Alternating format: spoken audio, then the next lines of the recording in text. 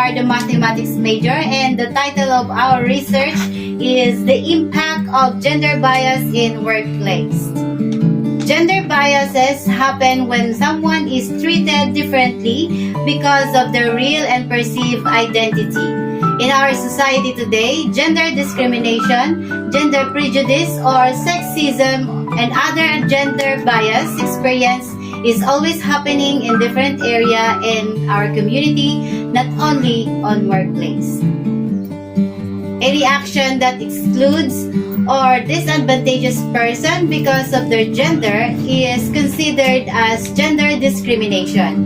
It encompasses both purposely unjust and accidentally unfair behavior. Most of the time, sexism elevates men and masculinity while degrading women and femininity. Fair treatment of all workers in the community or in the specific workplace is extremely difficult to achieve due to our gender differences.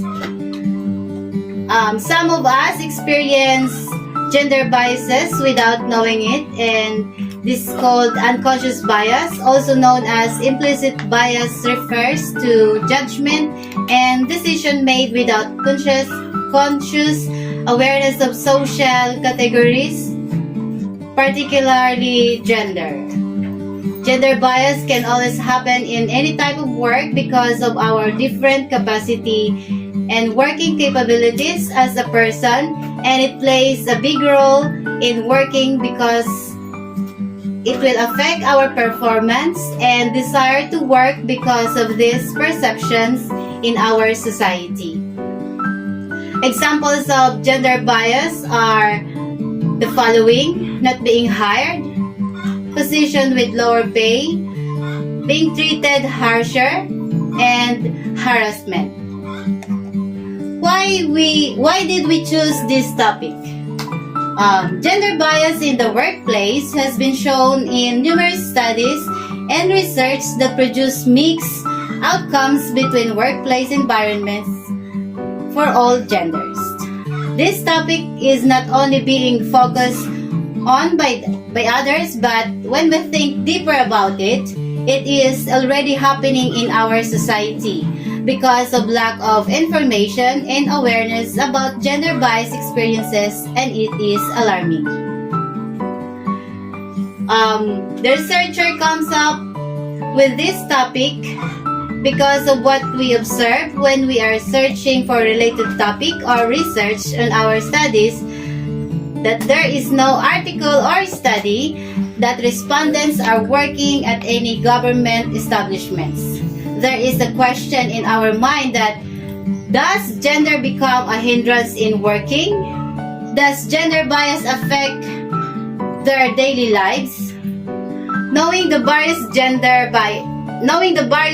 bias incidents that occur in our community and at work will serve as a wake-up call for everyone that they are engaging in gender bias but are unaware of it.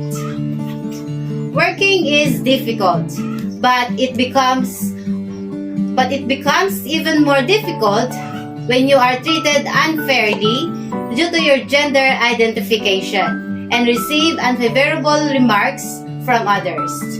Your identity will diminish both as a worker and as a person.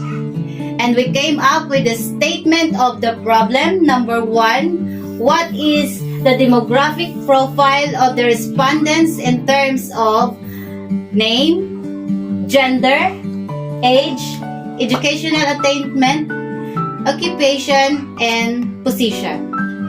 Our second problem, what are the gender biases experienced by the respondents in terms of emotional health, mental health, and physical health? Number 3 problem, what are the impacts of the gender inequality treatments to their performance at the workplace of the respondents in terms of emotional health, mental health, and physical health? That's all for the introduction of our studies. Method. Sa chapter na ito, inilalarawan ang mga pamamaraan paggagamit, pangongolekta at pagsusuri na may kinalaman sa aming research, gaya ng studies location, research design, sampling and sample size, data kinds, data gathering methods, and data management. Research design. The researcher used the qualitative research method that relies on data form, first-hand observation, questionnaires, focus groups, and recordings recorded in natural settings because it is the main tool or instrument to conduct this study. The researcher also used the quantitative research method due to the reason that we use simple mathematical computation to get the mean or average from the data collected from the respondent to know and analyze what their experiences and the impact of gender bias as one. Procedure. We, the researcher, were advised by our research advisor to make statements of the problem and questionnaire to get validated by 3 teachers in different schools to learn more about the process that will apply according to their suggestion before proceeding in conducting a survey for the respondent we selected in this study. We submit a letter to the headmaster of the school requesting authorization to seek instructors or teacher to validate or approve our tools. After receiving approval for our questionnaire, we also sent a letter to the municipal mayor and vice mayor requesting permission to use the municipal hall in Tayug, Pangasinan, as our research site and their employees as our sample of respondents in this study. After obtaining the necessary information from each of our respondents, we created a tally sheet to reveal the findings of the study. Locale of the study. The study was conducted in the Local Government Unit or LGU of Municipality of Tayug, Pangasinan, which include a total number of 20 respondents from the Legislative Department, Department of Social Welfare Development, DSWD, Treasury Department, and Accounting Department. The researcher used a tool which is questionnaires that includes the statement of the problem to know their demographic profile, especially their gender, age, and position in work. The statement in the questionnaire include the different experiences and effects that are related to the statement of the problem. Plan for data analysis. To make the questionnaire more easier to answer by the respondent, we use the 4 Likert scale to express their level of agreement with a statement. 4 as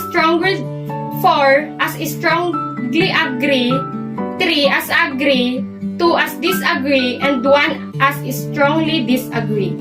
The Likert scale helped to evaluate the result and get the average by measuring their answer according to their experiences. That's all for the method. Result. When we gathered data for our studies, the findings show that our respondents are evenly distributed with 10 males and 10 females. Out of our total of 20 respondents, their age range is shown below. So our respondents are between 20 to 50 plus years old. The youngest is 20 years old and the oldest is 50 plus years old. And the most respondents are 25%, and these are those who are 46 to 50 plus and 26 to 30 years old. And the less is 10%, and these are those who are 36 to 40 years old. In order to determine the Sige, tuloy mo lang. In order to determine if respondents' workplace work biased in accordance with their gender identities, researchers classified the responses of male and female respondents differently. This is the part of the discussion of our research. In this chapter, we put our findings and interpretations. So, my question dito na, is having an opposite gender a factor in bias at work? So, yung examen na ginawa namin ay parang para malaman ang mga roles at experiences ng mga babae at lalaki sa kanilang mga workplace, sa kanilang workplace ang gender bias at kung paano ang epekto nito sa daily lives nila. At sa parting ito ng aming research ay hiniwalay namin ang mga result, ang mga survey ng men at women para madaling ma-specify ang gender biases in workplace na makikita natin sa mga susunod na slides. Except for 50% of the male respondents who firmly thought that being treated unfairly impacts their attitude, both male and female respondents disagreed with the researchers' assertions about gender biases in terms of emotional health. The majority of female respondents to a study on the impacts of gender prejudices at work and emotional health disagreed with the researchers' claims about the emotional impacts. Male respondents, on the other hand, overwhelmingly concurred that discrimination negatively impacts their social skills. They harbor hatred against those who are biased towards women, and 60% of them worry about being judged again. However, both male and female respondents strongly disagreed with the researchers' assertions on the gender stereotypes faced by the respondents in terms of mental health, with the exception of 80% of the male respondents who strongly agreed that their company conducts guidance to assist workers avoid bias. Opposite gender can perform and enjoy working with them. 70% who also strongly agreed that men and women are assigned distinct jobs, whereas women in all surveys disagreed that gender stigma affects their mental health. 50% of the male respondents claimed that they suffered trauma, anxiety, depression, and cognitive impairment such as thinking, memory, reasoning, or otherwise called dementia. Meanwhile, the respondents' experiences with gender biases in terms of physical health, with the exception of the assertion that males are better at heavy work, which was agreed upon by 90% of men and 70% of women who is responded to poll, but gender strongly disagreed with other researchers' question. In terms of physical health, most female respondents suffered from eating disorders, neglecting themselves because of their experiences, get less sleep, and suffered from chronic physical health problems such as high blood pressure. 70% of the male respondents strongly agreed that they were sick from time to time, and 50% strongly agreed that they were self-neglecting and struggled with eating disorders. So here's the conclusion. We must identify the elements that contribute to these disparities in order to start tackling this difficult problem. Does gender bias still exist, mostly in workplaces? What connection does it have to these inequities, if any? And how does it affect the workers' day-to-day activities? In order to investigate this topic, the research methodologies employed in prior and pertinent studies were adjusted. To summarize, conservatives were no less or more likely than not prejudiced to hire men and women for gender atypical positions than gender traditional positions. Due to potential restriction in the undergraduate sample, the current study's findings did not support the initial premise that had been previously stated.